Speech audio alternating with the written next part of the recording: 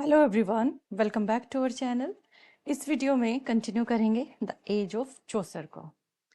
तो देखिए क्या क्या पढ़ने वाले हैं हम इस वीडियो के अंदर, पहले वो देख लेते हैं। सबसे पहले तो हम major literary moments, major literary forms को डिस्कस करेंगे, या ये कहिए कि उस एज का लिटरेरी बैकग्राउंड समझेंगे। ठीक है, उसके बाद में सेमिनल कैरेक्टरिस्टिक्स और फिर मेजर राइटर्स और उनके वर्क्स को जानेंगे। तो सबसे पहले जो हमारा पार्ट आता है वो आता है मेजर लिटरेरी मोमेंट्स और मेजर लिटरेरी फॉर्म्स का, यानी लिटरेरी बैकग्राउंड जो है ना वो कैसा था वो जानते हैं, और उसके अंदर भी कौन कौन से पॉइंट्स जो है ना उनको कवर करेंगे अपन। तो एक आपके सामने एक टेबल बना के प्रेजेंट की है कि ये पॉइंट्स जो है ना, ये पॉइंट्स अपन कवर कर ले अगर लिटरेरी बैकग्राउंड में, या लिटरेरी फॉर्म्स और मूवमेंट उस एज की अगर पूछी जाए तो अपन ये कवर अगर कर लेते हैं तो कंप्लीट हो जाता है लगभग अपना। तो इसमें फर्स्ट तो है एलिटरेटिव रिवाइवल, जिसे कंप्लीट अभी आपको समझाएंगे आगे। सेकंड है ड्रीम विजन, क्या है ये भी आपको बताने वाले हैं अपन। स्टेट सटायर है, उसके बाद में फेबुलाओ एंड कॉमिक रियलिज्म है, डायडेक्टिक एंड एलेगोरिकल है, और लोलार्ड लिटरेरी ट्रेडिशन है।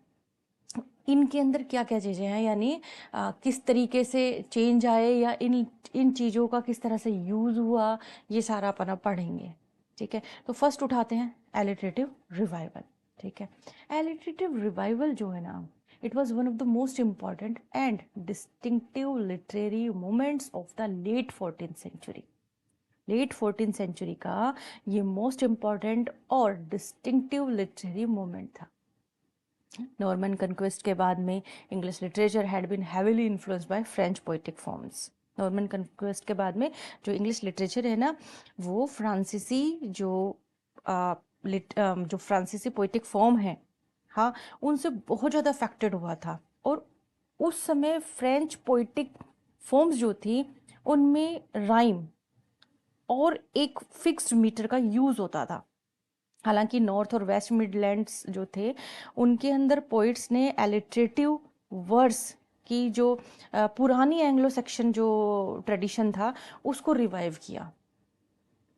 ठीक है, तो in this style poetry is structured through the repetition of initial consonant, क्योंकि एलिट्रेशन आप जानते हैं रिपीटेशन ऑफ इनिशियल कॉन्सोनेंट होता है, sounds rather than and rhyme. ये चीज़ जो है शुरू हुई दोबारा, जब ये पहले भी थी, पहले भी आपको बताई गई है कि जो नॉर्थ और वेस्ट मिडलैंड जैसे रीजन्स के अंदर यूज़ करते थे पोइट पहले, उन्हीं को दोबारा से किया गया। जबकि नॉर्मन ये बताया गया है कि नॉर्मन कन्क्वेस्ट के बाद में इंग्लिश लिटरेचर के ऊपर बहुत ज़्यादा इन्फ्लुएंस आ गया था फ्रेंच पोइटिक फॉर्म्स का। तो उस चीज़ इस चीज़ का असर आने के बाद में भी पुरानी जो पहले से चली आ रही जो चीज़ थी वो दोबारा से एग्जिस्टेंस में आने लगी। Each line is divided into two parts by a pause, caesura, यानी एक लाइन के बीच में आने वाला छोटा सा ठहराव होता है सेजुरा, जिसको आप कोमा से, हाँ, मतलब देखते हैं कि कोमा, डैश या जो फुल स्टॉप है उससे आप जज करते हैं कि ये एक हल्का सा ठहराव है। पोइट्री की लाइन के अंदर, पोएम की लाइन के अंदर जब थोड़ा सा ठहराव देने के लिए पोइट बीच में कोमा, डैश और फुल स्टॉप लगाता है ना, एक थोड़ा सा ठहराव जब देता है, यानी टू पार्ट्स के अंदर जब डिवाइड कर देता है किसी लाइन को, तो वो कहलाता है सेजोरा। और ये होने लगा था उस टाइम पे। The most important figure of this movement is William Langland. जो बहुत इंपॉर्टेंट फिगर जानी जाती है इस मूवमेंट की वो विलियम लैंगलैंड। उस poem Piers Plowman uses alliterative verses, ये आप बता सकते हो कि सबसे ज़्यादा इंपॉर्टेंट फिगर जो है ना इस मूवमेंट की, यानी इसको यूज़ करने वाला जो सबसे ज़्यादा था ना इंसान, विलियम लैंगलैंड था। और उनका ये वर्क जो है ये एक एग्जाम्पल है। इसके अंदर एलिटरेटिव वर्सेस यूज़ की गई हैं, वो भी क्रिटिसाइज करने के लिए करप्शन सोसाइटी के अंदर और चर्च के अंदर। Another major contributor is the anonymous Gawain poets who wrote Sir Gawain and the Green Knight and Pearl. He combined alliteration with complex rhyme pattern showing great artistic skill. इन्होंने ये किया था कि alliteration यूज़ किया साथ में complex rhyme pattern को भी, और ये उन्होंने ये चीज़ जो है वो उनकी ग्रेट आर्टिस्टिक स्किल को दिखाता है। तो इस तरह से द एलिटरेटिव रिवाइवल जो है डेमोन्स्ट्रेट करता है that native English poetic traditions were not only alive okay, but capable of producing highly refined and meaningful literature.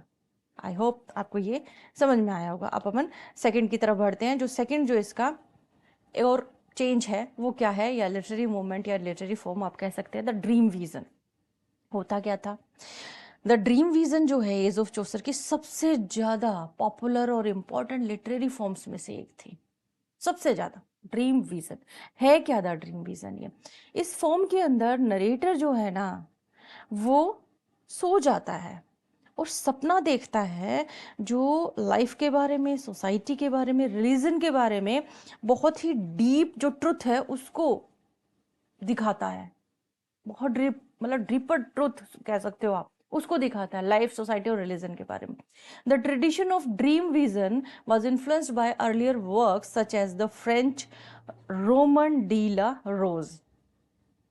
ये ड्रीम विजन जो है आपको समझ में आया कि सबसे ज़्यादा तो पॉपुलर था लिटरेरी फॉर्म्स में, सबसे ज़्यादा एज ऑफ चौसर के अंदर ये।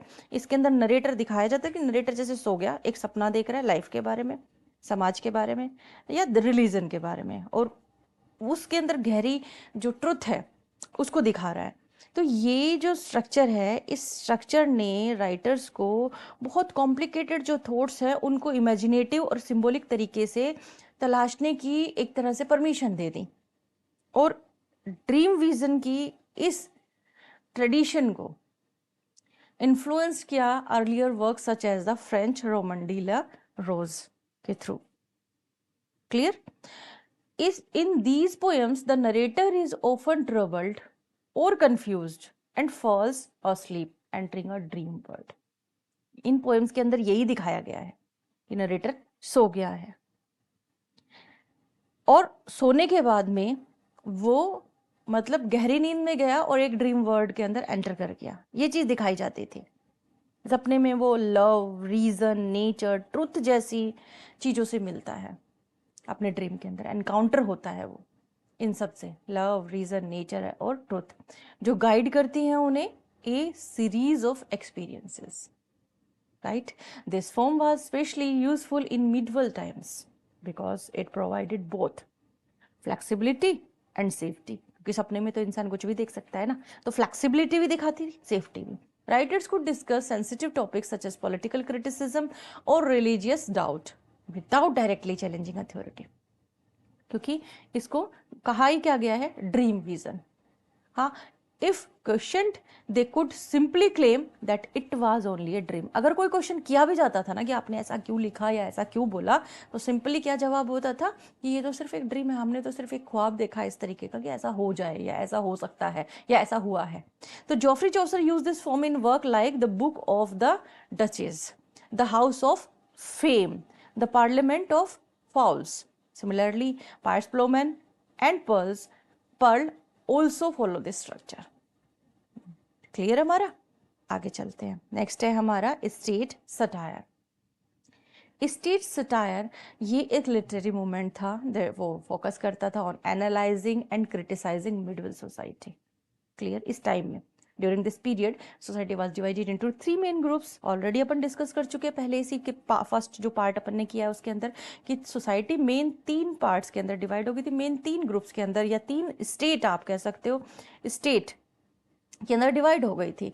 जिसके अंदर फर्स्ट स्टेट जो था द क्लैरिजी थे, इट मीन्स जो प्रेयर किया करते थे, पूजा पाठ प्रार्थना किया करते थे। चर्च थी तो आप प्रे कह सकते हो, प्रे किया करते थे। द नोबिलिटी यानी जो फाइट किया करते थे, दुश्मनों से रक्षा करना, युद्ध में जाना, ये काम करते थे। और थर्ड जो हमारा स्टेट था वो पीजेंट्स का था, जो काम किया करते थे। तो हर ग्रुप का एक सर्टेन ड्यूटी हुआ करता था, सर्टेन मोरल रिस्पॉन्सिबिलिटी हुआ करता था। However in reality many individuals fail to live up of these ideals. लेकिन रियलिटी के अंदर होता है कि इन आइडियल्स पे खरे नहीं उतरते। कहीं तो corruption, greed, hypocrisy became common हो गया, specially in the church and among the nobility. Men in 2 के अंदर ज़्यादा ये चीज़ें देखने को मिली थी। 2 जो स्टेट है ज़्यादातर, नोबिलिटी के अंदर, द क्लैरिजी के अंदर। तो state satire expose these failure by showing the difference between the people should be and what they actually are. Clear? तो स्टेट सटायर क्या कि जैसा उनको होना चाहिए और जैसे वो हैं उनके बीच में डिफरेंस दिखाता था ये स्टेट सटायर। इसे यूज करके वो दिखाते थे। This movement is important because it marked a shift from idealized representation to realistic portrayal of society, है ना। idealized है एक तो, और एक realistic है। इनका इनको मार्क करता था, इनके अंदर मार्क मतलब शिफ्टिंग दिखाई जाती थी इस मूवमेंट के अंदर। ये मूवमेंट इसलिए इम्पॉर्टेंट था कि आइडियलाइज रिप्रेजेंटेशन से रियलिस्टिक पोर्ट्रेल ऑफ सोसाइटी पर शिफ्ट होता था। तो instead of presenting perfect knights और holy priest, writer showed flaw and human characters. William Langland uses strong and serious satire to criticize all sections of society।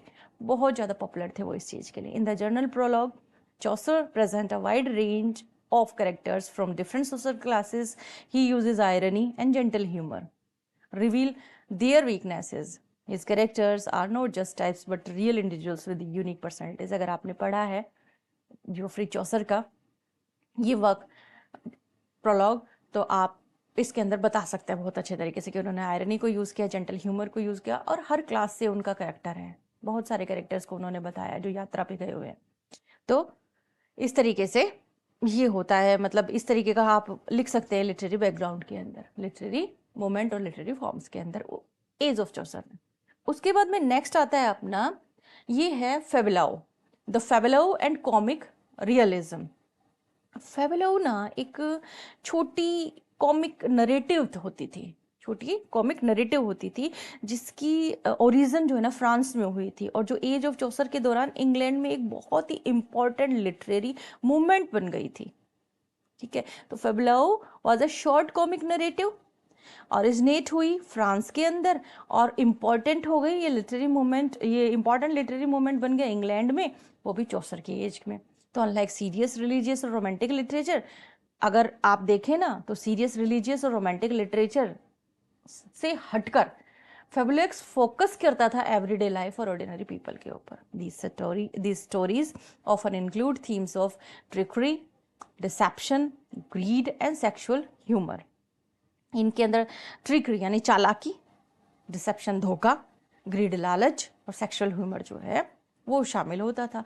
तो the characters are usually from the lower and middle classes such as students, merchant, craftsman, ये सब लोग हुआ करते थे इनके character.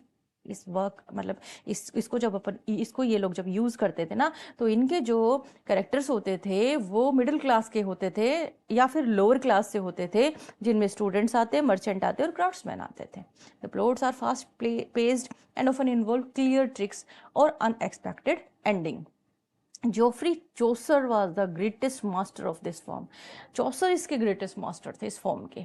तो in stories like the Miller's Tale, the Reeve's Tale, उसने ह्यूमर यूज़ किया, realistic dialogue and detail description. Chaucer improved the fabliau by giving it structure and depth. इन्होंने इम्प्रूव किया इसे अपने स्ट्रक्चर और डेप्थ से। His stories are not just funny, they also reveal important truths about human nature. तो thus the fabliau movement played a key role in the development of comic realism and help, यानी हंसी हंसी में लोगों के बारे में बता देना, ठीक है, यानी मजाक के तौर पे बता देना उनके बारे में। डायडेक्टिक एंड एलेगोरिकल लिटरेचर, एक मतलब उपदेश देने वाला जैसे होता है, या एलेगोरिकल रूपक जिसको बोलते हैं अपन, इस तरीके का साहित्य। तो didactic literature was very important in the medieval period. Its main purpose was to teach moral lessons rather than simply entertain. वो भी बड़ा पॉपुलर था उस टाइम के अंदर कि खाली एंटरटेन करने के लिए नहीं लिखा जाता था साहित्य, बल्कि कुछ मॉरल लेसन भी देता था। जब भी आप किसी वर्क को पढ़ते थे तो आप कुछ मॉरल लेसन्स लेते थे। तो people believed the literature should guide them toward good behaviour and help them understand right and wrong. तो one of the main forms of didactic writing was allegory. Didactic writing का जो main form था ना, जैसा मैंने आपको बताया कि literary movement and literary forms को अपन डिस्कस कर रहे हैं, लिटरेरी बैकग्राउंड जो अपना कंप्लीट कवर कर देता है। तो मेन फॉर्म जो थी ना डायडेक्टिक राइटिंग की, that was allegory. In allegorical literature abstract ideas like virtue, sin and truth, जो दिखते नहीं है महसूस किए जाते हैं, एब्स्ट्रैक्ट आइडियाज हैं ये एज अ करेक्टर शो किए जाते थे, एज अ करेक्टर दिखाए जाते थे ये। These characters interact with each other to represent moral struggle. This method made it easier for reader to understand complex ideas. Clear? यानी सिंपल हिंदी में समझो आप कि एलेगोरिकल लिटरेचर के अंदर वर्च्यू यानी गुण, सिन यानी पाप और ट्रुथ ऐसे एब्स्ट्रैक्ट आइडियाज़ को करेक्टर के रूप में दिखाया जाता था। और ये करेक्टर जो है, ये किस तरह से इनके अंदर मोरल कन्फ्लिक्ट चल रहा है, ये दिखाते हुए ये कैसे आपस में बातचीत कर रहे हैं, ये सब बताते हुए रीडर को बहुत ही इजीली समझा दिया जाता था। इसका बहुत ही फेमस एग्जाम्पल अपन लेते हैं ना, तो विलियम लैंगलैंड का पियर्स प्लोमन ले सकते हैं। ये देखिए, बहुत फेमस एग्जाम्पल है। इस वर्क में क्या होता है, करेक्टर्स हैं इसके अंदर, इस वर्क के अंदर करेक्टर्स बनाए गए हैं, रीजन को, कॉन्शियस को, और वो मतलब और उनके साथ में 7 डेडली सिंस भी हैं। ठीक है, वो रिप्रेजेंट कर रहे हैं मोरल क्वालिटीज को। तो the story shows both spiritual ideas and real social problem. Story ये चीज दिखाती है। और भी एक इंपॉर्टेंट राइटर है जॉन कोवर, उनकी कन्फेशियो एमेनिटीज के अंदर ये चीज़ें दिखती हैं। उसमें स्टोरी है मोरल लेसन के साथ में। It is organise around the 7 deadly sins and teaches readers about human behaviour through examples. Human behaviour examples के थ्रू समझाते हैं। उसके बाद आता है अपना Lollard literary tradition. Lollard literary tradition के अंदर क्या है कि जॉन वैकल्फ जो थे ना, जॉन वैकल्फ उनसे इंस्पायर्ड था ये लॉलर्ड जो मूवमेंट है। ये इसने बहुत ही इंपॉर्टेंट रोल प्ले किया रिलीजियस और लिटरेरी कल्चर के अंदर।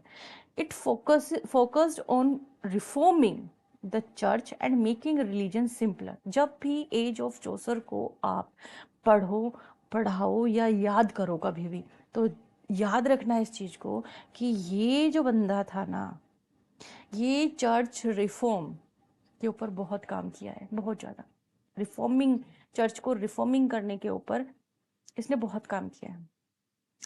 And it focused on reforming the church and making religion simpler and more accessible.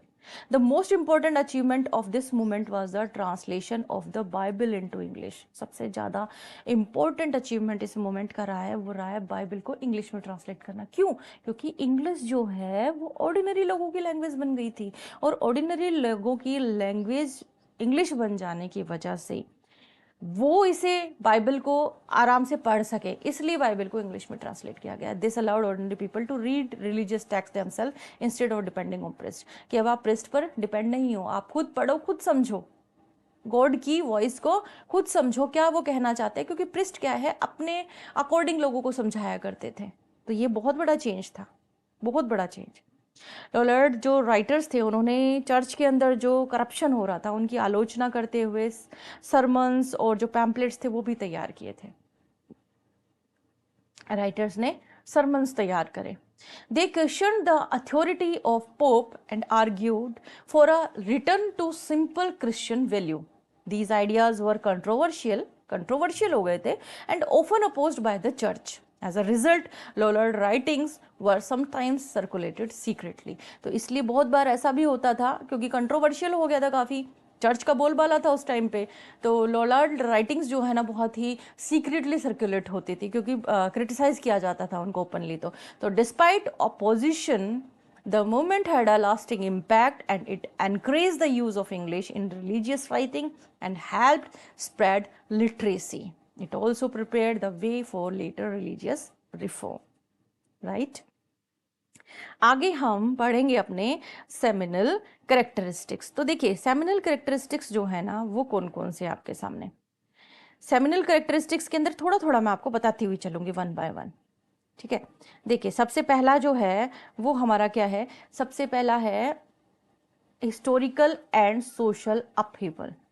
ठीक है, उसके अंदर फर्स्ट जो हुआ था वो हुआ था break down of feudal system. मतलब ये चीज़ें, मतलब सोशल अपहीवल और हिस्टोरिकल जो कॉन्टेक्स्ट है उसके अंदर आप डालेंगे break down of feudal system, यानी जो सामंत प्रथा थी ना, सामंत व्यवस्था जो थी ना, उसका ब्रेक डाउन हो गया था, वो टूटी थी।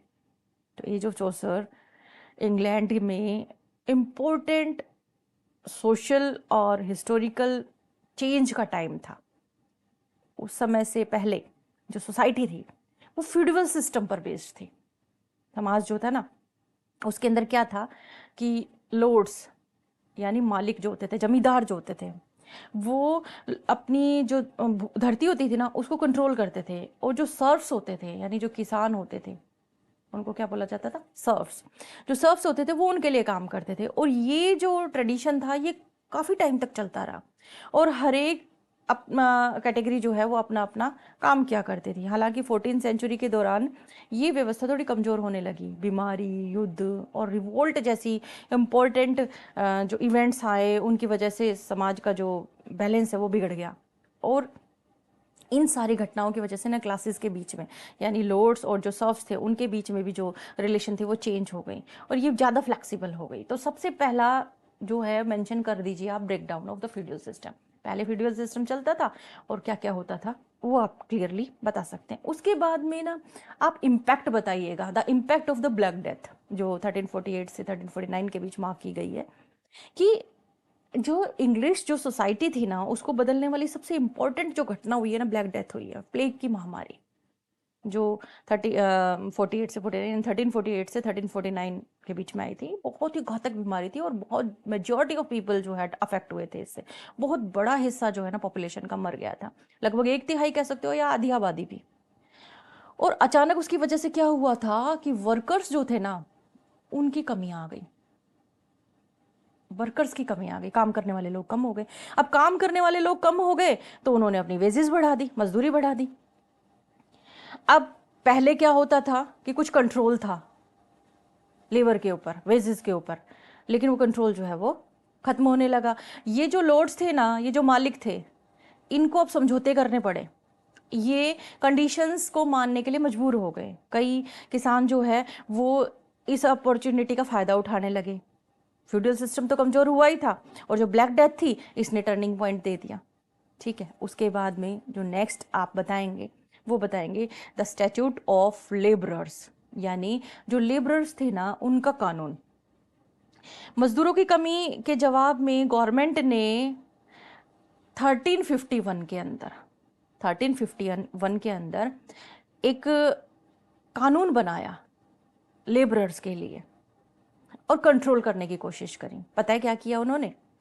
इस कानून के अंदर मतलब मेन जो उनका एम था ना वो वेजेस को मतलब तय करना था, फिक्स करना था, और जो लेबरर्स थे उनको भी मतलब परेशानी ना हो, उनके हिसाब से उनकी मेहनत का पैसा उनको मिल जाए, और एक फिक्स भी हो जाए ताकि जो लोड्स हैं उनके ऊपर दबाव भी ना पड़े।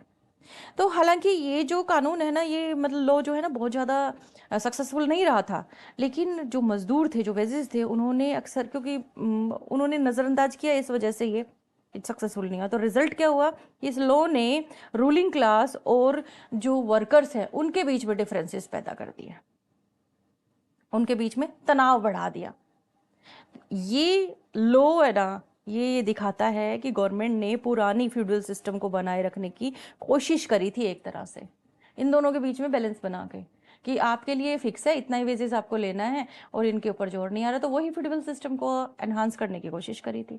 उसके बाद आप डिस्कस करना द पीजेंट्स रिवोल्ट, जो 1381 में मार्क किया जाता है, यानी किसानों के बीच में जो बढ़ता हुआ असंतोष था।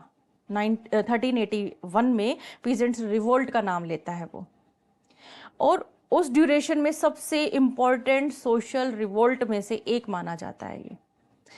इमीडिएट रीजन जो था वो पोल टैक्स था एक्चुअली, जो मतलब पर पर्सन जो टैक्स लगता है ना वो था, जिसको पोल टैक्स बोलते हैं, पोल टैक्स। इसके तहत हर किसी को अपनी जो इनकम है उसकी परवाह किए बिना एक फिक्स जो पैसा है उसका वो देना पड़ता था। और इससे क्या होता था कि गरीब जो लोग थे, यानी सरकार को पे करते, जैसे टैक्स आज भी पे किया जाता था, लेकिन फिक्स कर रखा था कि आय कितनी है हमें नहीं पता, तूने महीने में कितना कमाया हमें नहीं पता, लेकिन एक फिक्स अमाउंट है वो, जो वो तुम्हें देना ही देना है टैक्स। ठीक है, इससे क्या हुआ, जो गरीब लोग थे उनके ऊपर बोझ पड़ने लग गया। अब बोझ पड़ने लग गया तो लोग रिवोल्ट करेंगे। अब इस रिवोल्ट का जो को लीड करने के लिए ना वाट टेलर जो थे वो सामने आए, और जॉन बाल भी उनको मतलब उनके साथ लग गए, उनका समर्थन करे। हजारों पीजेंट्स, हजारों किसान जो है वो लंदन की तरफ चल दिए, और उन्होंने जो गवर्नमेंट बिल्डिंग्स बनी हुई थी उनके ऊपर अटैक किया। जो सर्फडम था उसको ख़त्म करने के लिए, यानी जो दास प्रथा है, सर्फडम, उसको ख़त्म करने के लिए, और कहा कि जो हमारी वेजेस है, जो हमारी मजदूरी है वो हमें उचित दो, उसमें सुधार करो, इन चीज़ों की मांग करने लगे। हालांकि बाद में इसको दबा लिया गया इस रिवोल्ट को, और जो इसके नेता थे उनको मार दिया गया, लेकिन इसका एक बहुत ही परमानेंट इफेक्ट जो है ना वो देखने को मिला।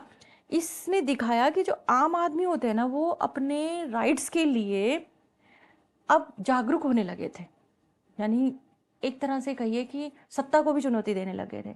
उसके बाद में आप द 100 Years वॉर के बारे में बता सकते हैं। इसका जो हिस्टोरिकल सोशल अपीवल है ये 1337 से 1453 के बीच में मार्क किया जाता है। ये सोशल चेंज के अंदर सबसे इम्पॉर्टेंट द 100 Year वॉर, जो 1337 में स्टार्ट हुआ इंग्लैंड और फ्रांस के बीच में। बहुत लंबा चला था ये। नेशनल आइडेंटिटी की एक बहुत ही स्ट्रॉन्ग फीलिंग को दिखा देता है। लोगों ने खुद को फ्रांसीसी कल्चर से जुड़ने की बजाय इंग्लिश के रूप में देखना शुरू कर दिया, क्योंकि आपस में बहुत लंबा युद्ध चला तो नफरत हो गई। और इस वॉर का जो सबसे ज़्यादा इम्पैक्ट पड़ा ना वो फाइनेंशियली पड़ा। इसकी वजह से बहुत ज़्यादा पैसे की कमी आ गई, टैक्सेशन लगाए जाने लगे, आम आदमियों के ऊपर प्रेशर आ गया, सोशल अनरेस्ट फैल गया। उसी समय वॉर ने डिफरेंट डिफरेंट जो क्लासेस थी उन लोगों को एक साथ भी लेकर आया, क्योंकि जब वो अपने देश के लिए लड़ने जा रहे थे तो हर एक वर्ग से आ रहे थे लोग, तो आपस में यूनिटी भी बनाई, डिफरेंसेस भी बनाए। तो इस तरह से एज ऑफ चौसर के अंदर बहुत ज़्यादा उथल पुथल हुई है, बहुत ज़्यादा चेंजेस हुए हैं। ब्लैक डेथ ने, इन 100 Year वॉर ने, पीसल रिवोल्ट ने बहुत ज़्यादा अपीवल मचाया है। ठीक है, आगे बढ़ते हैं। नेक्स्ट है हमारा religious transition and reform in the age of Chaucer. तो क्या क्या हुआ वो देखिए आप। Decline of church authority.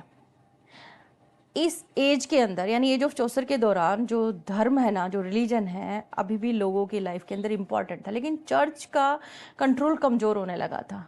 पहले मिडवल टाइम में चर्च के अंदर एजुकेशन दी जाती थी, लो मॉरल एजुकेशन, मॉरल लाइफ को कंट्रोल किया जाता था। लोग प्रिस्ट के ऊपर बहुत ज़्यादा भरोसा करते थे, लेकिन और मतलब बिना सवाल के वो कुछ बोल देता था, विश्वास कर लेते थे।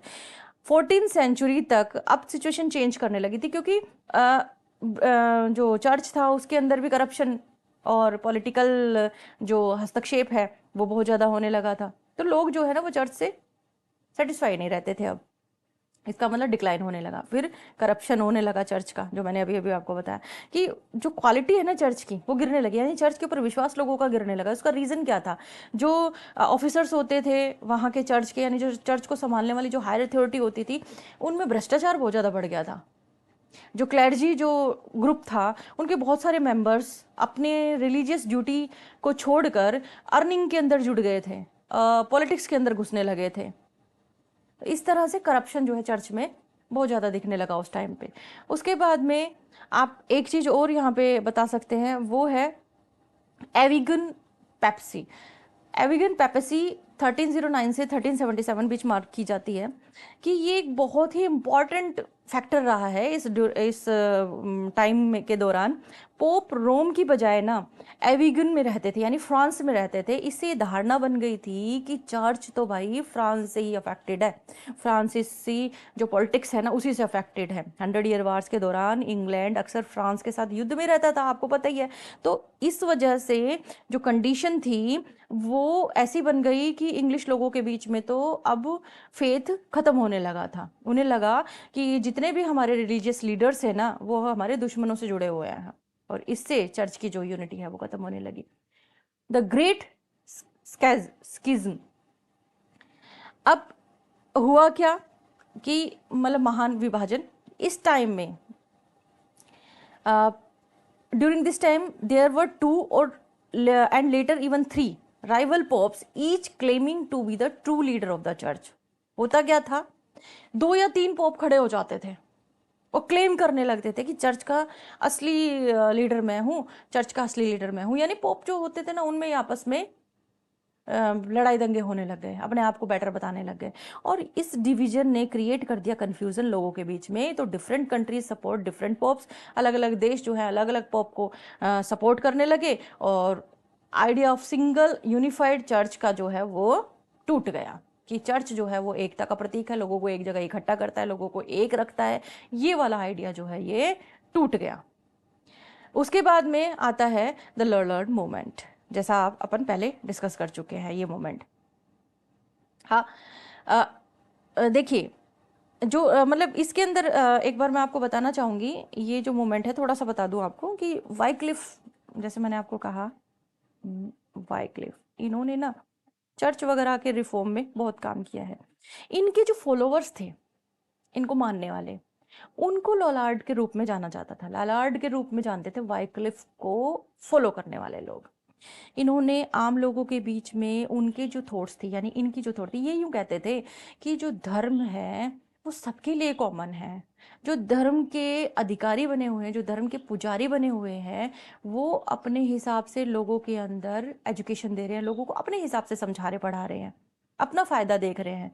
ये कह रहे हैं कि चर्च के अंदर जो है ना बहुत ज़्यादा भ्रष्टाचार फैल गया है, क्योंकि चर्च के जो बड़े अधिकारी हैं वो अब सिर्फ धर्म के प्रति ईमानदार नहीं रहे हैं, बल्कि पॉलिटिक्स के अंदर घुसने लगे हैं, वेल्थ के लिए लालच करने लगे हैं। तो ये कहते हैं कि वो अपना फ़ायदा देख रहे हैं, आम जनता के साथ में वो ट्रू नहीं है। तो कहते हैं कि आम जनता को खुद, इसीलिए इन्होंने क्या किया था कि बाइबल को इंग्लिश के अंदर ट्रांसलेट करने के लिए कोशिश की थी, मतलब इनके एफर्ट्स थे वो। तो वाइक्लिफ की जो सोच थी, उस सोच को फैलाने वाले जो लोग थे, यानी जो फॉलोवर थे, वो लोलार्ड थे, उनको लोलार्ड के रूप में जाना जाता था। ये इंसान और गॉड, उनके बीच में डायरेक्ट कनेक्शन के अंदर विश्वास रखते थे। ठीक है, तो ये मोमेंट एक आया था, ये बहुत ही इंपॉर्टेंट था, ये ट्रांजिशन का टाइम था, यानी जो धार्मिक जो चेंज हो रहा था ना, उस वो टाइम था एज ऑफ चौसर। ठीक है, अब लिटरेरी एंड लिंग्विस्टिक इनोवेशन, ये क्या क्या हुई है, देखिए क्या क्या हुआ, अपन पहले पढ़ चुके हैं, बहुत इजीली समझ में आ जाएगा। फ्रेंच और लेटिन इन्फ्लुएंस का डिक्लाइन होने लगा था, सबसे बड़ा टर्निंग पॉइंट था लैंग्वेज के अंदर एज ऑफ चौसर में। फ्रेंच और लेटिन का चेंज होना, क्योंकि नॉर्मन कन्क्वेस्ट हुआ था 1066 के अंदर। उसके बाद में फ्रेंच का जो दबदबा था वो हाई क्लास, हाई स्टार्टर जो लोग थे उनके ऊपर था। लेटिन जो है वो धर्म की और एजुकेशन की शिक्षा थी। लेकिन कई सालों तक उस टाइम पे इंग्लिश जो है ना वो लोअर ही रही थी। कुछ जो सोशल चेंज हुए, पॉलिटिकल जो चेंज हुए 14th सेंचुरी के अंदर, ये चीज़ें बदलने लग गई। 100 ईयर्स वार जो हुई उसके अंदर चेंज होने लगा। इंग्लिश लोग जो है फ्रेंच को अपना दुश्मन मानने लगे, फ्रेंच लोगों को और फ्रेंच लैंग्वेज को छोड़ने लगे। ये एक बड़ा कदम था। ठीक है, तो डिक्लाइन होने लगा फ्रेंच लैंग्वेज का, लेटिन का, यानी फ्रेंच लोगों का और लेटिन का इन्फ्लुएंस जो है ना वो कम होने लगा। Rise of standard English, standard English का राइज होने लगा, क्योंकि ये डिक्लाइन होने लगा और इंग्लिश का राइज होना स्टार्ट हो गया। इस ड्यूरेशन के अंदर इंग्लिश जो है ना वो मतलब एक रीजनल डायलेक्ट के अंदर डिवाइड हो गई। हालांकि लंदन में बोले जाने वाली बोली जो है, जिसे ईस्ट मिडलैंड डायलेक्ट के रूप में जाना जाता है, ये धीरे धीरे एक इंग्लिश का स्टैंडर्ड रूप बनती चली गई। ऐसा इसलिए हुआ क्योंकि लंदन के अंदर जो पॉलिटिकल, जो इकोनॉमिकल और जो कल्चरल सेंटर जो है ना लाइफ का, वो माना जाता था लंदन को।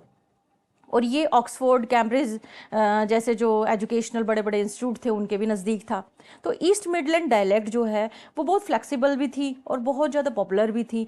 तो वो एक तरह से बेस बन गई, एक तरह से वो एक स्टैंडर्ड सेट करने लगी इंग्लिश लैंग्वेज के लिए। यानी इंग्लिश लैंग्वेज का जो स्टैंडर्ड है वो ईस्ट मिडलैंड डायलेक्ट बनी।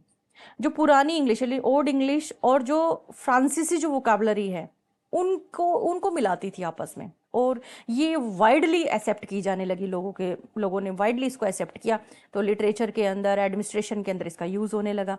तो इस तरीके से इस ड्यूरेशन के अंदर ना स्टैंडर्ड इंग्लिश की शुरुआत देखी गई है। फिर जोफ्री चौसर का भी रोल रहा है। जोफ्री चौसर ने इंग्लिश को एक लिटरेरी लैंग्वेज के रूप में चुन लिया। लैटिन और फ्रेंच में लिखने के बजाय उन्होंने इंग्लिश को लिखना चुना। और उनकी सबसे फेमस कैंटरबरी टेल्स जो है वो दिखाती है कि इंग्लिश जो है ना वो बहुत ही कॉम्प्लिकेटेड जो विचार है, भावनाएं हैं या सोशल जो रियलिटीज़ है, उनको अच्छे से डिस्क्राइब कर सकती है, क्योंकि कॉमन लोगों की लैंग्वेज है। और कॉमन लोगों की लैंग्वेज कॉमन प्रॉब्लम को अगर दिखा रही है तो वाइडली स्प्रेड होगी। और इस कॉन्ट्रीब्यूशन के कारण चौसर को फादर ऑफ इंग्लिश पोइट्री भी कहा जाता है। क्लियर। उसके बाद में डेवलपमेंट ऑफ लिटरेरी फॉर्म्स, इसका कैसे हुआ कि चौसर ने इंट्रोड्यूस किया हीरोइक कपलेट को, which consist of 2 rhyming lines. Okay, iambic pentameter में जो लिखी जाती है। साथ ही इन्होंने राइम रोयल भी यूज किया, जो कि 7 लाइन का स्टेंचा होता है फिक्स राइम स्कीम के साथ में। This form was used in works like Troilus and Cressida, इनका वर्क है जिसके अंदर इन्होंने यूज किया उसे। इसके बाद में shift from allegory to realism, क्योंकि अभी तक एलेगरी यूज हो रही थी, रियलिज्म की तरफ शिफ्टिंग होने लगी अब। हुआ क्या, पहले मिडिवल लिटरेचर के अंदर मेनली एलेगरिकल और रिलीजियस टाइम चलता था उस समय पे, तो characters often represent abstract ideas, virtue, sin, इन सब चीज़ों को दिखा रहे थे। तो however during Chaucer time literature began to focus on real life, क्योंकि चौसर के टाइम में अब लिटरेचर जो है वो रियल लाइफ के ऊपर फोकस करने लगा था। तो अब रियलिज्म पर शिफ्ट हो गए लोग, एलेगरी से रियलिज्म की तरफ आ गए। तो writers started describing ordinary people, और ऑर्डिनरी पीपल की प्रॉब्लम्स को अगर दिखा रहे हैं तो क्या होगा, हकीकत ही तो होगी ना। उसके अंदर वो दिखाएंगे अब स्ट्रेंथ को, वीकनेस को, ह्यूमर को, इमोशन को, वर्च्यू, सिन, ये सब चीजें नहीं। तो in the contemporary tale, Chaucer present a realistic picture of society. His characters are not ideal heroes, but real individuals, such as merchant, priest, and workers. This shift toward realism is one of the most important feature of this period. Intellectual awakening होने लगी, यानी new learning, जिसके अंदर beginning of a new intellectual spirit. Okay, कि as of चौसर जो है ना, Europe में एक बहुत ही इम्पॉर्टेंट इंटेलेक्चुअल चेंज के रूप में जाना जाता है, और उसकी स्टार्टिंग के रूप में कह सकते हो आप इसे, न्यू लर्निंग की शुरुआत कहा जा सकता है, न्यू लर्निंग की शुरुआत। तो एज ऑफ चौसर को आप हाईलाइट कर सकते हो इस चीज़ के लिए, न्यू लर्निंग के लिए। This period represent a transition from medieval thinking which was mainly focused on religion.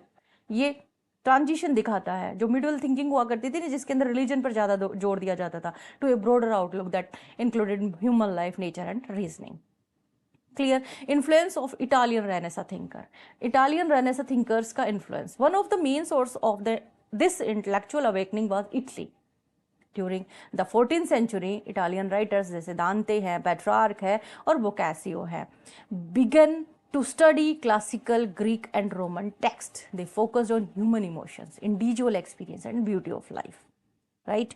यानी इटली है ना, इटली वो मेन सोर्स था इंटेलेक्चुअल राइजिंग का, या रेनेसा आप कह सकते हैं, जो लेकर आया वो इटली लेकर आया, क्योंकि इसके दौरान दांते, पेट्रार और बोकाशियो जो है, ऐसे इटालियन राइटर्स ने क्लासिकल ग्रीक और रोमन जो भी एपिक्स थे उनको स्टडी करना शुरू कर दिया। उन्होंने जो ह्यूमन फीलिंग्स है, जो पर्सनल एक्सपीरियंसेस है और लाइफ की जो ब्यूटी है, उस पर सेंटर्ड होने लगे वो लोग, और ये थिंकिंग धीरे धीरे धीरे धीरे चारों तरफ फैलने लगी। यानी ये आइडियाज जो है ग्रेजुअली स्प्रेड हुआ England through trade, travel and diplomatic missions. English scholars and writers came into contact with Italian culture and were influenced by it. Geoffrey Chaucer खुद इटली गए थे 1370s के टाइम पे, और इस विजिट के अंदर ना इटालियन लिटरेचर से बहुत ज़्यादा इन्फ्लुएंस हुए थे। हम जब एज ऑफ चौसर को पढ़ेंगे, यानी हम स्पेशली चौसर के बारे में जब अपन पढ़ेंगे तो अपन बताएंगे ये फेज भी इनका, स्पेशली जो बोकाशियो के जो वर्क्स हैं उनसे वो बहुत ज़्यादा अफेक्ट हुए थे। This influence can be seen in his writing, उनकी स्टाइल और थीम्स में देखने को मिलती है चीज़। राइज ऑफ ह्यूमनिज्म भी है। The new intellectual movement that emerge during this period is known as humanism, क्योंकि जैसे आपको बार बार बताया जा रहा है कि जो ह्यूमन लाइफ है ना, उनके मेन जो चीज़ें थी उनके ऊपर ज़्यादा फोकस करने लगे थे, अब इंडिविजुअल एक्सपीरियंसेस पर ज़्यादा ध्यान देने लगे थे। तो ये सब है तो ह्यूमनिज्म के ही फैक्टर्स। स्टडी जो है क्लासिकल लिटरेचर की होने लगी थी। Unlike medieval thoughts which emphasize religious idea, humanism gave importance to the present world. It encouraged people to observe real life and think independently. However, humanism did not reject religions completely. ऐसा नहीं था कि धर्म को completely reject कर रहे थे, no. इसके बावजूद वो बैलेंस कर रहे थे रिलीजियस बिलीफ को, किसके साथ में, ह्यूमन नेचर और सोसाइटी के साथ में। Expansion of education and universities उस समय पे हुआ। इस पीरियड के अंदर ना एजुकेशन जो है एक्सपेंड होने लगी, अब चर्च का कंट्रोल नहीं रहा। यूनिवर्सिटीज जैसे ऑक्सफोर्ड, कैम्ब्रिज, ये इंपॉर्टेंट सेंटर बन गई लर्निंग की। सेकुलर थॉट जो है, यानी धर्मनिरपेक्ष जो सोच है, वो उसका डेवलपमेंट, उसकी ग्रोथ हुई। एक इंपॉर्टेंट फीचर ये भी है इस पीरियड का, सेकुलरिज्म यानी non religious thinking. People began to take interest in everyday life. अब खाली ये नहीं है कि किसी चर्च के किसी क्लर्जीमैन ने बोल दिया तो वही बात आपने मार्कआउट कर ली, वही चीज़ को आपने समझ लिया, मान लिया, ऐसा नहीं था। लोग खुद सोचने लगे थे। अब हर जिंदगी की, हर एक दिन की जो सोच थी वो बदलने लगी थी। जिंदगी के हर दिन के अंदर लोग इंटरेस्ट लेने लगे थे, पॉलिटिक्स के अंदर इंटरेस्ट लेने लगे थे, इवन सोशल इश्यूज के अंदर ध्यान देने लगे थे। तो writers focused on human behaviour, writer focused on relationship, and they focused on society. They described both virtue and weakness of people. Transition toward the Renaissance. Although the age of Chaucer was still part of medieval period, we know very well, it clearly show, but the beginning of Renaissance idea. People started questioning, अब सवाल जवाब करने लगे थे लोग, बोल दिया जो चीज़ नहीं विश्वास कर ली, न्यू आइडियाज़ को एक्सप्लोर करने लगे थे और वैल्यू करने लगे थे ह्यूमन एक्सपीरियंसेस की। There was a gradual move away from blind acceptance of authority toward independent thinking. Earlier I told ना, राइट, यही बताया मैंने आपको कि अंधे होकर स्वीकार करना जो पहले चल रहा था कि बोल दिया कुछ, हमारे जो भी रिलीजियस लीडर्स हैं उन्होंने बोल दिया और हमने मान लिया, वो ब्लाइंड एक्सेप्टेंस थी, उससे चेंज होने लगा था धीरे धीरे। अब इंडिपेंडेंट थिंकिंग करने लगे थे कि यस इट इज़ राइट और नॉट, क्योंकि कॉमन लैंग्वेज जो है ना इंग्लिश वो आ गई थी और कॉमन लैंग्वेज के अंदर बाइबल लिखा जाने लगा था, सॉरी ट्रांसलेट हो गया था, तो लोग पढ़कर जानने लगे थे। This transition did not happen suddenly, ये अचानक नहीं हुआ था, ये धीरे धीरे हुआ था। 14th century prepare the ground, 14th century ने ग्राउंड प्रिपेयर किया था फुल ग्रोथ का, रेनेसां का। किसके लिए? 15 और 16 सेंचुरी के लिए। अब हम जानेंगे इस एज के major writers and their work. तो जब इस एज का नाम जिसके ऊपर है उनके बारे में ही सबसे पहले पढ़ेंगे कि जब अपन इसको पढ़ते हैं द एज ऑफ चौसर, तो वेरी कॉमन एंड मतलब एकदम बहुत ही कॉमन सी बात है कि जोफ्री चौसर के बारे में अपन इसके अंदर पढ़ने वाले हैं सबसे पहले, और जो मेन मेन राइटर्स होंगे उनको पढ़ेंगे, उनके वर्क्स पढ़ेंगे, ठीक है। तो जोफ्री चौसर के बारे में मैं आपको बताऊं, he is one of the greatest figure in English literature और फादर ऑफ इंग्लिश पोइट्री के नाम से जाने जाते हैं। occupies a central position in the age of Chaucer, not only because of his literary genius, but also of his role in shaping English as a literary language. Got it? Before Chaucer, most serious literature in England was written in Latin or French. You know very well. Chaucer से पहले यही हो रहा था. English was considered the language of common people. आम लोगों की भाषा मानी जा रही थी and was not use for high literary expression. ये कहते थे कि कॉमन लैंग्वेज के अंदर लिखोगे ना तो लिटरेचर जो है ना उसमें वजन नहीं है भाई, जो आपने लिखा है ना वो इतना वैल्यूएबल नहीं होगा क्योंकि आपने कॉमन सी लैंग्वेज के अंदर लिख दिया, ऐसा मानते थे लोग। He was also a man of the world.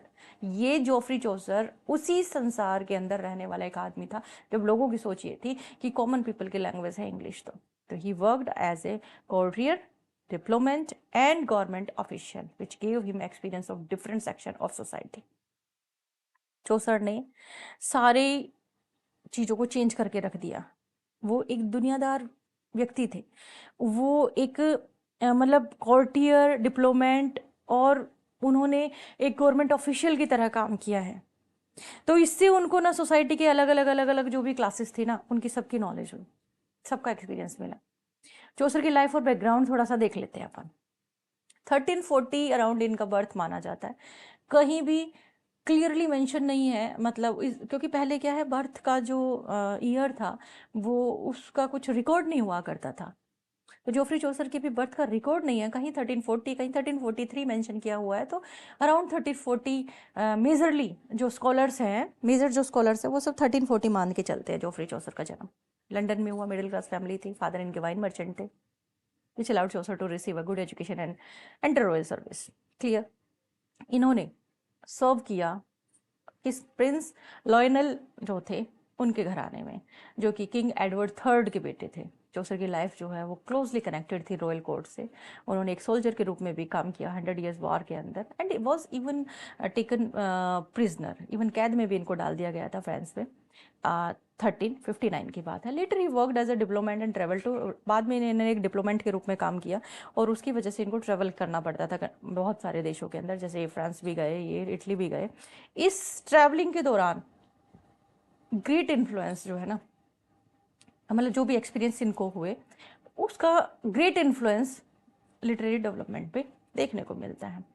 His visit to Italy 1372-73 and 1378 introduced him to the work of great writers like Dante, Petrarch and Boccaccio. These influence can be clearly seen in his later work. बाद के जो works हैं उनमें देख सकते हो आप। अभी अपन फेजेस पढ़ेंगे इनके चौसर के अलग अलग। Chaucer also held important government position, अच्छी इंपॉर्टेंट गवर्नमेंट पोजीशन थी इनकी भी, such as controller of customs in London, और इसकी वजह से ये बड़े बड़े मर्चेंट्स के कांटेक्ट में आए, ऑफिशियल्स के कांटेक्ट और कॉमन पीपल के कांटेक्ट में भी आए, जिसकी वजह से इनको सोसाइटी की समझ बढ़ी। He died in 1400 and was buried in Westminster Abbey, becoming the first poet to be buried in what is now known as a poets' corner. Right, पहले कवि बने थे ये जिन्हें वेस्टमिंस्टर एबे के अंदर दफनाया गया था, और उस वहाँ जो वो जो जगह है उसे जाना जाता है पोइट्स कॉर्नर के रूप में। जोफ्री चौसर का लिटरेरी करियर 3 मेजर फेजेस के अंदर बटा, जैसे मैंने आपको बताया sorry. His writing career is usually divided into 3 main periods. These periods show how his thinking grew. कैसे कैसे उनकी सोच बढ़ी है और कैसे ग्रेजुअली उन्होंने फुल कंट्रोल इंग्लिश लैंग्वेज के ऊपर लिया है। तो सबसे पहले फ्रेंच पीरियड आता है उनका, जो 1360 से 1372 के बीच मार्क किया जाता है। In his early years at court, Geoffrey Chaucer was strongly influenced by French poetry. He mainly translated, main उन्होंने क्या किया, ट्रांसलेट किया एंड अडेप्ट किया फ्रेंच वर्क्स को इंग्लिश रीडर के लिए, right. The Roman of the Rose, Chaucer began his career by translating part of Roman de la Rose. सबसे पहले उन्होंने अपना जब करियर स्टार्ट करा ना, तो ट्रांसलेट किया उन्होंने रोमन डी ला रोज के वर्क को। सॉरी, रोमन डी ला रोज एक बहुत ही फेमस फ्रेंच ड्रीम एलेगरी है, उसको ट्रांसलेट किया जो कोर्टली लव के बारे में है। This work acted as his training ground, इस वर्क ने एक ट्रेनिंग ग्राउंड के रूप में काम किया उनकी लाइफ के अंदर। Through it he learn poetic techniques, इससे उन्हें पोइटिक टेक्निक्स जो है समझ में आई, जिसमें ऑक्टोसिलेबिक कपलेट आती हैं। रिच लैंग्वेज ऑफ एलेगरी इनको समझ में आई। द बुक ऑफ डचेज 1369, ये चौसर की फर्स्ट मेजर ओरिजिनल पोएम थी। It is an elegy written to comfort his patron Joan of Gaunt.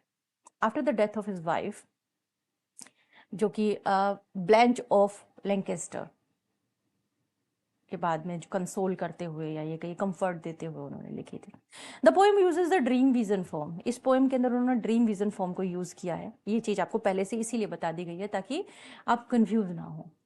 In the dream the narrator meets a black night, इस अपना मतलब दिखाते हैं वो इस वर्क के अंदर कि उन्होंने एक सपना देखा और एक ब्लैक नाइट से वो मिले, who is grieving for his lost lady called good fair white, जो कि दुख व्यक्त कर रहे हैं उनकी जो लेडी उनको छोड़कर चली गई है, जिसकी डेथ हो चुकी है, उसे वो कह रहे हैं good fair white. The poem is very gentle and emotional, showing Chaucer's early ability to express real human sorrow. बहुत बहुत प्यारी सी पोएम है, बहुत जेंटल है, बहुत इमोशनल है। इसके अंदर वो दिखाते हैं ह्यूमन सोरो को फ्रॉम फॉर्मल लिटरेरी स्ट्रक्चर। फिर उनका इटालियन पीरियड आता है जो 1372 से 1385 के बीच मार्क किया जाता है। After Chaucer travel to Italy, उनकी जो राइटिंग है बहुत चेंज होती है। He was influenced by great Italian writers, earlier we have discussed कि दांते, पेट्रार्क और बोकाशियो से बहुत इन्फ्लुएंस थे वो। तो he moved away from simple French style allegory से चेंज होकर उन्होंने शुरुआत कर दिया फिर कॉम्प्लेक्स और पावरफुल वर्क्स को लिखना, जिसमें द हाउस ऑफ फेम जो है अच्छा एग्जाम्पल है। This is a dream vision in influenced by Dante's Divine Comedy. In this poem, Chaucer is carried into the sky by a golden eagle who talks a lot and explains things. इसके अंदर उन्होंने क्या बताया है, इस poem के अंदर चौसर को एक गोल्डन ईगल जो है बिठाकर जैसे आसमान में लेकर गया, जो बहुत बात करता है, बहुत सारी चीजें समझाता है। ये पोएम थोड़ी सी ना ह्यूमरस टाइप की है, क्रिटिकली एक्सप्लोर करती है कि how fame works and how rumour spread. It shows that reputation is often uncertain and unreliable. The Parliament of Fowls. This is beautiful dream poem. ये भी एक beautiful dream poem है जो कि written for लिखी गई सेंट वैलेंटाइंस डे के। The narrator dream of a garden where the all birds gather before nature to choose their mates. Different type of birds argue about love, representing different social classes of human. Parliament of Fowls. ये बहुत ही सुंदर है dream poem, ठीक है। इसके अंदर मतलब एक गार्डन का सपना देखता है जहाँ पे सारे के सारे बर्ड्स जो हैं वो इकट्ठे हुए हैं, वो अपने अपने साथी को चुनने के लिए इकट्ठे हुए हैं नेचर के सामने। तो अलग अलग तरीके के बर्ड्स हैं, प्यार के बारे में बातें कर रहे हैं, ये सब दिखा। Troilus and Cressida, this is considered Chaucer's greatest complete work, इसे माना जाता है चौसर का सबसे greatest complete work. It is based on story by Boccaccio and is set during the Trojan war. However it is not about war, है based थोड़ी बहुत, but ये नहीं है कि ये कोई वॉर के बारे में है, बट ये लव के बारे में, ह्यूमन इमोशंस के बारे में। ट्रायलिस एंड क्रेसिडा, ये स्टोरी बताता है ट्रायलिस की, who was in love with Cressida and their relationship is arranged by her clever uncle Pandarus. फिर आता है इंग्लिश पीरियड, जिसे 1385 से 1400 मीन्स उनका ईयर ऑफ डेथ जो है तब तक के लिए मेंशन करते हैं। फाइनल फेज है ये चौसर का।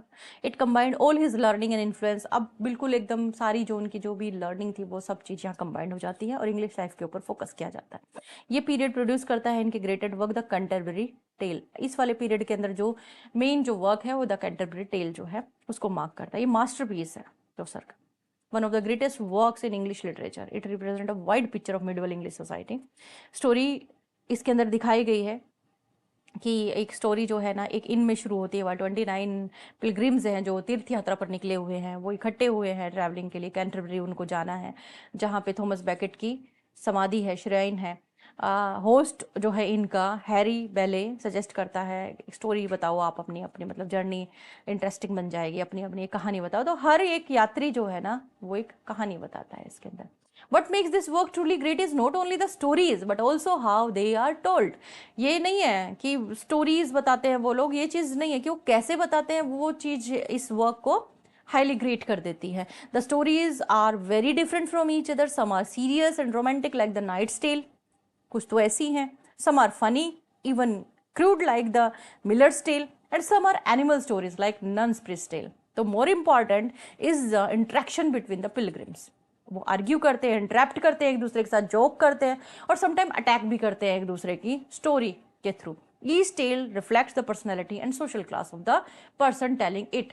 इस एक वर्क के अंदर आप पूरे के पूरे समाज के जितने भी लोग हैं ना उनकी थिंकिंग के बारे में जान जाते हो। In the general prologue Chaucer describe each pilgrim in detail. General prologue के अंदर चौसर जो है वो हर एक तीर्थयात्री के बारे में डिटेल से बताता है। Creating unforgettable characters, these characters represent real people from different part of society.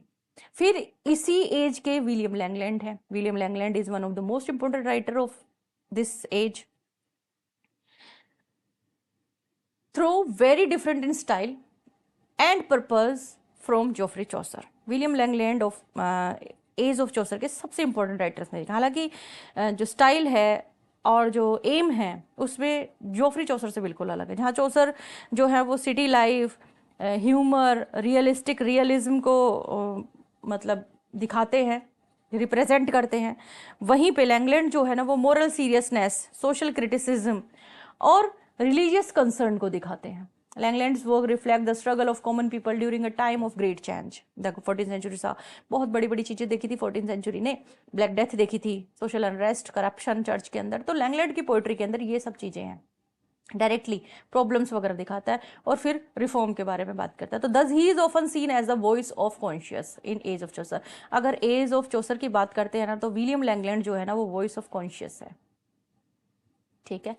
इनके मेजर वर्क्स में Piers Plowman, this poem is usually called Piers Plowman. It exists in 3 main versions known as the A, B and C text. These versions show how Langland kept improving and expanding his idea, especially his religious and social view. The poem is written in alliterative verse. Alliterative verse में लिखी गई है। वो dream के अंदर लिखते थे, मतलब अलग अलग है दोनों का। Following the old Anglo-Saxon style, the poem is also a dream vision. ये भी एक dream vision ही है, meaning that the story is presented as a dream experience by the narrator. The poem begins with the narrator named Will. ये जो poem है वो जिस narrator के साथ शुरू होती है उसका नाम Will है, who is described as a wandering and thoughtful man. He fall asleep, सो जाता है मालबर्न हिल में और देखता है एक सपना। अपने सपने के अंदर वो देखता है fear filled full of folk, which represent the whole of human society. और ये जो फील्ड है it is placed between 2 important places. First is the tower of truth जो रिप्रेजेंट करता है हेवन को, दूसरा है जो सेकंड है वो है डंजन ऑफ रोंग यानी जो रिप्रेजेंट करता है हेल को। तो 2 इंपॉर्टेंट प्लेसेस देखता है।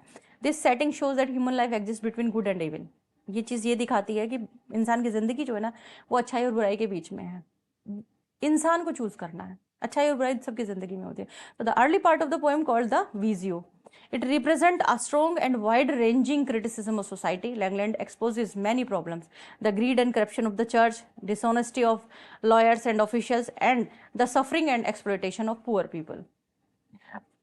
As the poem continues, people realize that they are lost in sin and want to find the path of truth. जो poem के अंदर ही दिखाते हैं वो कि किस तरीके से लोग पीपल रियलाइज़ करते हैं that they are lost in sin, कि कैसे वो खो गए पाप में और अब वो सच्चाई का रास्ता ढूंढना चाहते हैं। However the priest and nobles who should guide them fail to do so, they are shown as corrupt और इनकैपेबल। अपनी इसी पोएम के थ्रू ही ये चीज़ समझाना चाहते हैं कि प्रिस्ट और नोबल्स जो हैं वो गाइड करने की कोशिश करते हैं उनको, लेकिन फेल हो जाते, गाइड नहीं कर पाते क्योंकि वो खुद भी करप्ट हैं, इनकैपेबल हैं। At this point the central character Piers the Plowman appear.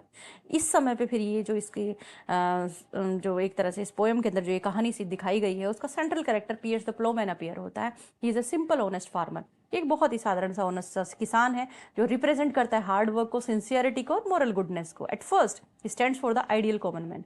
शुरुआत में तो ये एक आइडियल कॉमन मैन की तरह स्टैंड करता है, but as the poem moves in to later section, means अगला जो सेक्शन है जिसको विटा बोला गया है, Piers become more than just a farmer, farmer से कुछ बढ़ जाता है। तो ये इसका जो करेक्टर है डेवलप हो जाता है स्पिरिचुअल सिंबल की तरफ। He is connected with Saint Peter, then with the pope and finally become a symbol of Christ himself, right. Langland की राइटिंग जो है वो फुल देखी गई है स्ट्रॉन्ग मोरल पर्पस के साथ में। Unlike Chaucer who often uses humour and tolerance, Langland writes with urgency and seriousness. He is not trying to entertain reader. He wants to guide them toward moral and spiritual truth. Piers Plowman is very important because it reflects the deep anxiety and dissatisfaction of that time, उस समय का. It shows the problems of society and the desire for justice and reform.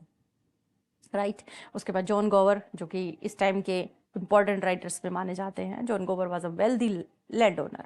John गोवर के बारे में अगर personally आप देखें तो बहुत ही धनी जमीन के मालिक जमींदार थे, लेकिन विद्वान थे और जोफ्री चौसर के बहुत ही क्लोज फ्रेंड थे। खुद जोफ्री चौसर ने ट्रायलिस और क्रेसिडा जो है वो इन्हीं को तो डेडिकेट करी है, तो ये याद कर लेना भाई, रिस्पेक्ट दिखाने के लिए डेडिकेट करिए ट्रायलिस एंड क्रेसिडा, बहुत इंपॉर्टेंट है।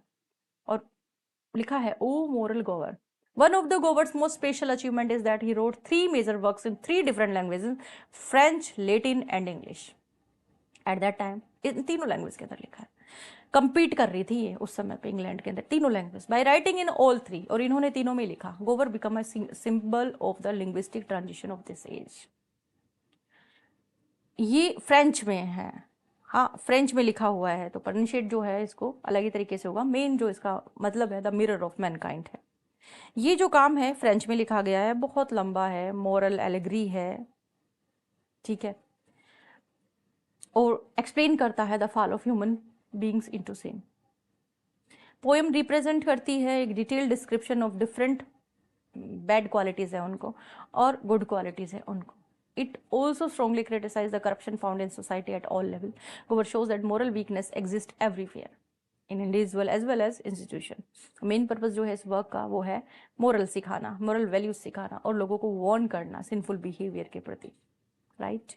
नेक्स्ट उनका जो वर्क है ये लेटिन है, हाँ, और इसका मतलब है the voice of one crying out. ये इसके अंदर इन्होंने एलर्जी कपलेट यूज किए हैं, क्लासिकल पोइटिक फॉर्म होती है। It is mainly Gower's reaction to the peasants revolt of 1381। He was deeply disturbed by this event, बहुत ज़्यादा डिस्टर्ब हो गए थे वो इस इवेंट से। और एक जमींदार होने के नाते, क्योंकि वो एक जमीन के मालिक जमींदार थे, जमीन ऑनर थे, he saw the revolt as dangerous and destructive. उन्होंने देखा कि ये जो रिवोल्ट जो है बहुत डेंजरस और डिस्ट्रक्टिव है। तो instead of supporting the peasant, Gower describe them as irrational and violent people who are breaking the natural and divinely ordered system. उन्होंने पीजेंट्स को सपोर्ट करने की बजाय उन्होंने ये बताया कि बहुत इरेशनल कर रहे हैं, ये नेचुरल डिवाइन ऑर्डर जो सिस्टम है सोसाइटी का उसको तोड़ रहे हैं। तो उन्होंने कंपेयर करा उनको जंगली चीज़ों के साथ में, अनकंट्रोल्ड क्रिएचर्स के साथ में। दिस वर्क शोज गोवर कंजर्वेटिव थिंकिंग, ये गोवर की कंजर्वेटिव थिंकिंग को दिखाता है। तो he believes that social order must be maintain. तो ये वर्क जो है ना ये दिखाता है कि वो विश्वास करते थे जो सोशल ऑर्डर बना हुआ है उसको मेंटेन करके रखो। उसके बाद में नेक्स्ट जो उनका वर्क है ये भी बहुत ही इंपॉर्टेंट है, ये इंग्लिश में लिखा गया था, lovers confession, Confessio Amenities. This is Gover's most important work and is written in English. It was composed at the request of King Richard II. ये किंग रिचर्ड सेकंड के रिक्वेस्ट पर लिखा गया था। ये जो पोएम है 100 से भी ज़्यादा कहानियों का एक कलेक्शन है, 100 से ज़्यादा स्टोरीज है इसके अंदर। All the stories are connected through a central framework, main story से कनेक्ट करती हैं। और narrator is an old and unsuccessful lover है जिसका नाम है अमांस। He goes into a forest and complains about his love problem. एक जंगल में जाता है, अपनी लव प्रॉब्लम की कंप्लेंट करता है। किसके सामने करता है? वहाँ पे गॉडेस वीनस है, लिसन उसको सुनती है, डिसाइड करती है उसकी मदद करने की। हाँ, तो देवी हैं वो वीनस, उनको उसका कन्फेशन सुनने के लिए अपने वो पुजारी को लेकर आती है साथ में। जो जीनियस है, मतलब जिसका नाम जीनियस है, उनको भेजते। जीनियस पूरा जो उसका कन्फेशन है उसको सुनने के लिए 7 डेडली सिंस को लेकर आ रहा है। तो इस तरीके से दिखाते हैं कि we just send her priest, जो जिसका नाम है जीनियस, और वो अमांस का कन्फेशन सुनता है, just like a priest listen to the person in religion, जैसे धर्म में सुनते ही हैं। तो जीनियस ऑर्गेनाइज करता है इस कन्फेशन को according to the 7 deadly sin, such as ये 7 डेडली सिन तो करते pride, envy, anger, sloth, greed, gluttony and lust, ये होते थे। यानी इनके अंदर जो है 7 डेडली सिंस हैं ये। For each sin, Genius ask Amans questions and then tells interesting story to explain that sin। हर एक पाप के बारे में बात करता है, फिर उससे रिलेटेड कहानी सुनाता है। तो these stories are taken from classical, ancient Greek and Roman and medieval sources show Gower wide knowledge. ये चीज दिखाती है। Each story teaches a moral lesson, हर कहानी के अंदर मोरल लेसन मिलता है, specially about how these sins affect love, behaviour and human life. तो the poem is not only about love, सिर्फ लव के बारे में नहीं है, but also about right and wrong conduct, making it both entertaining and educational. The Pearl poet की बात भी कर लेते हैं, क्योंकि पर्ल पोइट जो है वो भी इस एज के अंदर नोटिसेबल थे, 14th सेंचुरी के अंदर। In the British library there is a single important manuscript called Cotton Nero AX. It contains 4 poems. 4 poems are written in the dialect of the Northwest Midland of England. The name of the writer is unknown. Writer का नाम unknown है। However because all 4 poems show the same style, क्योंकि चारों की चारों poems के अंदर same style है, रिच वोकेबलरी, सेम मतलब रिच वोकेबलरी है, सिमिलर रिलीजियस आइडियाज है, और स्कॉलर्स बिलीव करते हैं इस चीज को देखकर, उनको पढ़कर, कि they were written by one highly talented poet. This writer is known as the Pearl poet. तो उसको एक तरह से पर्ल पोइट का नाम दे दिया। नाम नहीं है, मतलब वैसे रखा हुआ नाम नहीं है कि भाई जन्म से पर्ल नाम था, ऐसा कुछ नहीं है, क्योंकि मेंशन नहीं है, क्योंकि मेंशन नहीं है इन 4 पोएम्स पे। लिखी गई है same north West Midland of England के डायलेक्ट के अंदर, सेम ही स्टाइल दिखती है, रिच वोकेबलरी दिखती है, सिमिलर रिलीजियस आइडिया दिखता है। तो इसलिए जो विद्वान, जो स्कॉलर्स हुए हैं, वो ये मानते हैं कि ये किसी हाईली टैलेंटेड पोइट ने लिखा होगा। तो हाईली टैलेंटेड है, इसलिए पर्ल, मोती, मोती कह देते हैं ना, कुछ बहुत खूबसूरत लगता है तो पर्ल, तो एक पर्ल पोइट बोल दिया। तो this writer is known as the Pearl poet, और समटाइम्स द गैवियन पोइट, और कई बार गैवियन पोइट भी इन्हीं को, इनके लिए बोला गया। तो this poet is considered the greatest master of the alliterative revival. Pearl, Cleanness, Patience, Sir Gawain and the Green Knight, ये 4 हैं वो पोएम्स, ये 4 अलग अलग है। क्लियर? तो हम sir Gawain and the Green night के बारे में बात करेंगे। ये फेमस है, sir Gawain and the Green Knight, ये मोस्ट फेमस वर्क है पर्ल पोइट या अननोन पोइट, आप कहिए तो। And one of the greatest romance in medieval English literature, it combines adventure and deep moral meaning. Story शुरू होती है court of king Arthur में ड्यूरिंग क्रिसमस सेलिब्रेशन के दौरान। Suddenly a strange and mysterious figure called the Green Knight enter, hall के अंदर enter करता है। He challenges the knights to a strange game, challenge करता है एक स्ट्रेंज गेम के लिए। One knight may strike him once with the axe. इस तरीके से कहानी जो है ना शुरू करता है कि एक मतलब चैलेंज करता है नाइट को टू ए स्ट्रेंज गेम, के एक स्ट्रेंज गेम के लिए। One knight may strike him once, only once with an axe. After 1 year the Green Knight will return the same blow. This challenge shocks everyone, but finally Sir Gawain, one of Arthur's most noble knight, accept it to protect the honor of the court. Clear? Gavin strikes the Green Knight and cuts off his head. However, sometime magical happens. The Green Knight does not die. He picks up his own head and reminds Gavin to meet him again after 1 year to receive the return blow. Clear? After 1 year, Gavin sets out on a difficult journey to find the Green Knight. On the way, he reaches a beautiful castle where he is warmly welcomed by the Lord and his wife.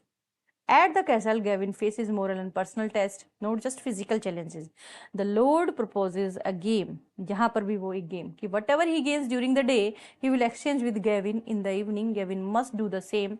While the Lord goes hunting, the lady of the castle tries to tempt Gavin. So these scenes test Gavin's honesty, loyalty, self-control and sense of honor. Gavin behaves well, but he accepts a green girdle belt from the lady, believing it will protect his life. He hides this from the Lord, which becomes his small moral failure. Gavin finally meets the Green Knight. मिलता है, receive the written blow. The Green Knight only gives him a small cut, showing mercy. He then reveals that the entire situation was a test of Gavin's character. ये पूरा का पूरा जो है ना Gavin के कैरेक्टर को टेस्ट करने के लिए किया गया था. क्लियर. ये जो ग्रीन नाइट है ना, वो नाइट्स के लिए एक चुनौती देता है ना कि कोई भी नाइट जो है कुल्हाड़ी से उस पर वार करना चाहिए और 1 साल बाद ग्रीन नाइट भी पलट कर वार करेगा. यही सेम सिचुएशन यहाँ पर क्रिएट हो जाती है. Given small failure hiding the ग्रिडल is exposed but he is forgiven because his mistake were minor and human. तो दस sir Gawain and the Green night is not just a story of brave night but a deep study of human character, morality and imperfection. Clear? The master of prose. इसी as का जब अपन जिक्र करते हैं तो the master of pros यानी pros के master John Wycliffe के बारे में बात करते हैं. जॉन मैडविल के बारे में बात करते हैं. John Wycliffe was a highly educated scholar from Oxford and one of the most important religious thinker of this time.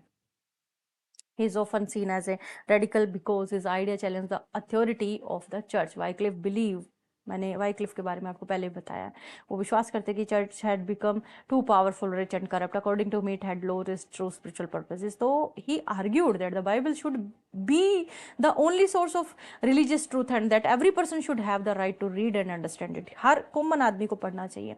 तो to achieve this Wycliffe and his followers begin the huge and difficult task of translating the Latin Bible known as Vulgate into English. So Wycliffe is often called the father of English prose. Before his time, English prose was not well developed. It was limited, could not easily express complex ideas, especially in philosophy and theology. Through his translation, sermons, and many writings in English, Wycliffe expanded the language. He introduced new ways of expressing deep and abstract ideas clearly. John Midwell. Wycliffe को if Wycliffe use prose to guide people spiritually, यानी Wycliffe ने लोगों को spiritually मतलब एक तरह से guide करने के लिए प्रोज को यूज किया, तो जो जॉन मैंडविल थे उन्होंने प्रोज का यूज रीडर्स के एंटरटेन के लिए किया. उन्होंने रीडर्स को एक्साइट करने के लिए किया. The book the voyage and travel of Sir John Mandeville was one of the most popular books of the Middle Ages. It was widely read and translated in many European languages. बहुत सारी European languages के अंदर translate हुई है. The book is written as if it were a true account of the travels of an English knight named Sir John Mandeville. He claims to have traveled through many places such as Holy Land, India, and the imaginary kingdom of Priester's John. Midwell's travels is important because it is one of the first work in English prose that is clear, that is engaging and enjoyable to read. The writer tells even the most unbelievable story in a calm and convincing way. His storytelling ability makes the reader feel that everything is real even when it is not. इतना मतलब ऐसी ability थी उनकी. अब John Wycliffe को धर्म को सुधारने की, उसको क्लियर करने के, सीरियस जो थिंकिंग है उसको रिप्रेजेंट करने के लिए अगर जाना जाता है तो मैंडविल को फैंटेसी, स्टोरी टेलिंग, इन सब चीज़ों के लिए ज़्यादा जाना जाता है. राइट. तो कर दो एक लाइक, जल्दी से बनता ही इतनी मेहनत का. शेयर कर दो, सब्सक्राइब कर लो चैनल को. Thanks for watching.